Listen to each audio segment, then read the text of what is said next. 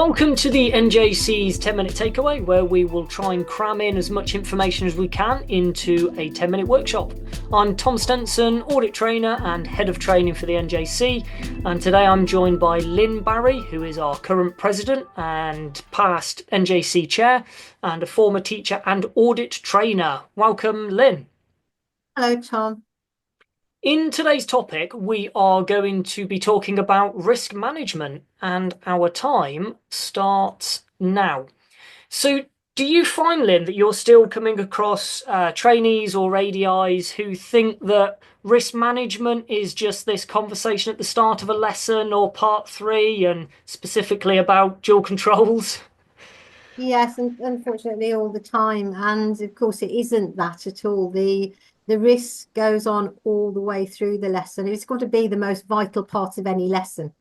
And we know that from the part three or standards check, in the fact that that's the section that if you don't get the correct marks, you're going to fail that section. So we know and we understand because of what happens if the risk goes wrong. So it isn't just about a conversation at the start. It's got to be that the risk is safe all the way through. So I often get people mentioning dual controls. I'll even get people, and on a part three or standards check now for 45 minutes, you've really only got 3 minutes at the start. There is no way you can get all this in there. To me, if you've taught your pupil for 15, 20 hours already, they know there are dual controls in the car and that you'll use them if you need to. And I They think, just need to know from your rapport together that you will be there to help them and you'll help them when you need to. yeah. And I know from your previous background, same as mine, I had to deal a lot with risk management. And I say to some trainees that actually risk management might start before you've even picked the pupil up. It might be about which direction you're going to leave your car for that pupil to drive away in. What about your pupil getting into the vehicle? Have they got to cross the main road? And it doesn't really finish even when they're exiting the vehicle, because I've still got those considerations to take then. So risk management it encompasses everything we do, doesn't it? And like you say, it's not just to do with that pupil at the start and the conversation we're having.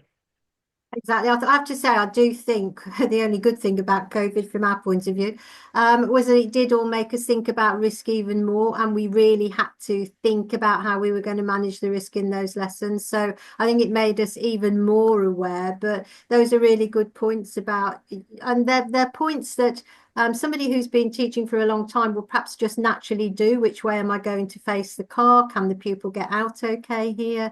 Will they be able to drive away on their own? Those are just things that we naturally think about, but they are all things to be considered. I had a great conversation recently actually with a trainee, and they are a chemistry teacher.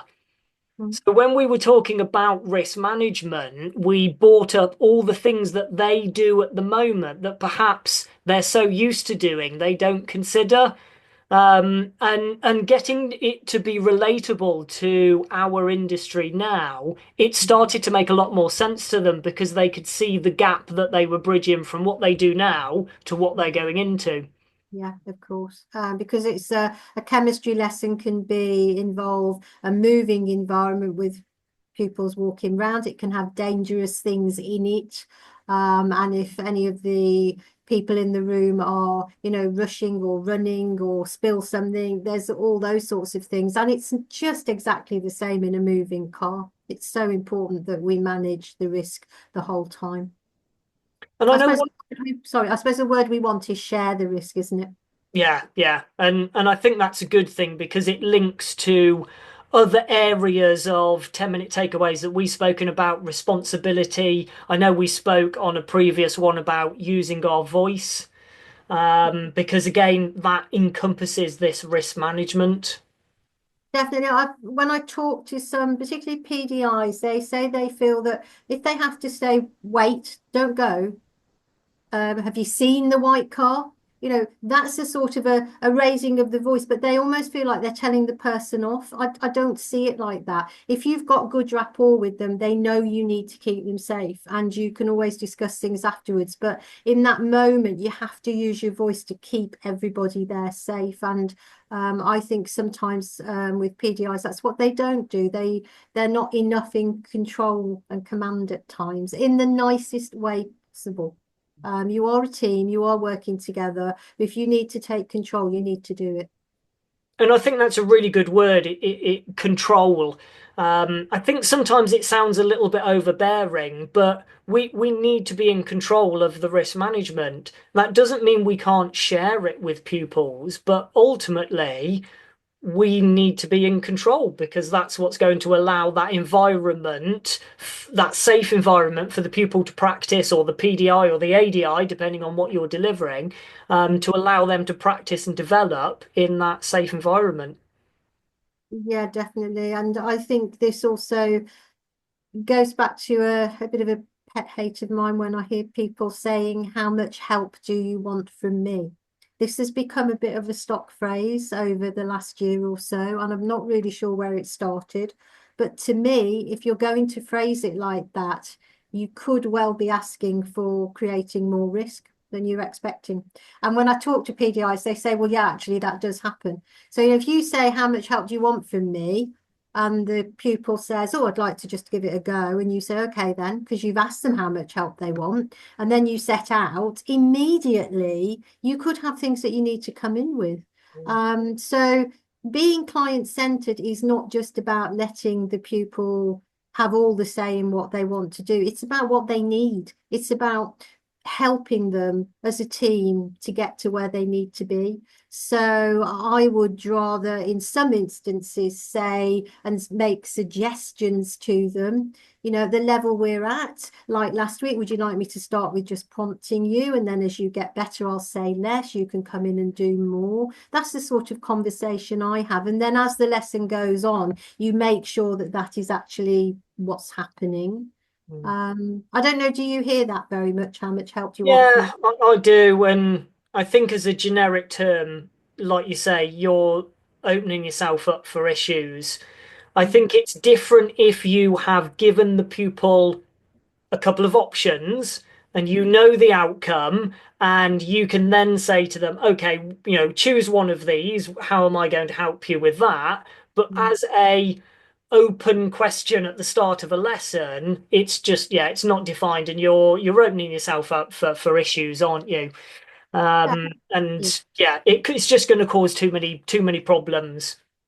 I think we could narrow things down more than sometimes people do. So, I mean, if it's approached a roundabouts, we could talk to them about which part of MSPSL do they feel comfy with? Can you do the mirrors on your own? Would you be able to, you're happy with signals and which position, which lane you need?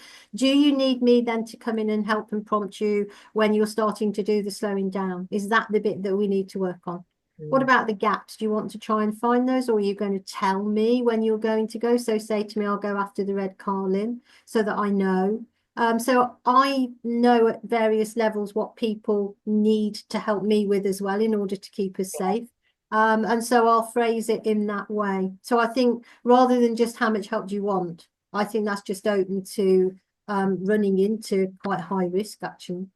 I do tend to say to people as well, I'd never ask a question that I don't want the answer to. So if I say to somebody, would you like to go on the motorway? And they say yes, and I don't want them to, I shouldn't have asked the question in the first place. And again, for me, comes back to that control. I'm managing the risk, and I'm managing the level in which I feel we're ready for. And I say we because there's the consideration of the pupil. But we know that some people are going to be overconfident, some people are going to be underconfident. I know one of the other topics or highlights that we mentioned earlier as well was the use of the term safety critical incidents. Yeah, and I think that comes back to the fact that a lot of people perhaps feel that that's just relating to dual controls or when the duals have been used. But remember that there are physical and verbal interventions. So to me, even if you've come in verbally and you've had to really stop something, then that is safety critical. So if I've had to stop something and if I hadn't been there, the pupil would not have been able to cope and it's been risky or dangerous, then that to me is safety critical, even if I didn't use the jewels and I used my voice to help it. So it's not just when dual controls are used that it could be safety critical.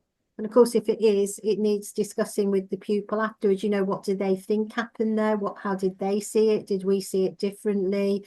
How can we help them improve it? What would happen if that happens again? How are we going to make it different? What do we need to do differently? These are all the sorts of questions. So anything safety critical in a lesson really does need to be discussed. And I think sometimes it gets a little bit more overcomplicated because we know the term potential safety critical incident as well. So now we're thinking about what potentially could have happened. And I think all of those end up as learning opportunities for the pupil or for the trainee. But ultimately, I think what we're all here to do is make sure that we're safe. And that includes us and everyone else on the road. Exactly. Us, the car, the pupil, the other people, as you say, on the road and the other vehicles. And of course, if we don't manage to do that, pupils can lose confidence in us, and not just pupils, but the parents could as well. The pupil will go home and say, well, this happened today.